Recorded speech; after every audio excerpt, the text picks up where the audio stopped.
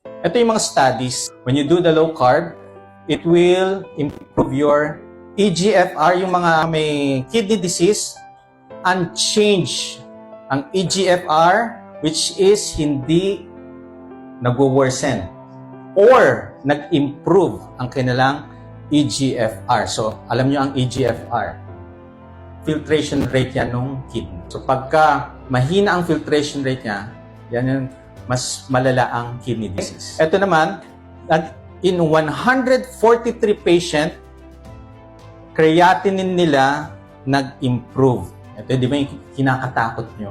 Pag mataas ang CREA, 1,900, or sabihin natin yung 7, 8, or 9, ang taas. Yun natatakot na tayo for dialysis. But may studies po, when you do the low carb, it will improve your CREA.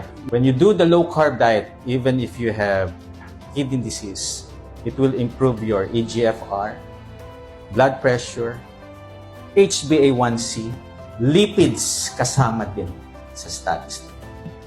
Habang dumadami yung mga doktor na maniniwala, because nakakarinig na ako na nag-a-advise ng mga doktor na mag-low carb. So meron sila nakikita, okay, na improvement.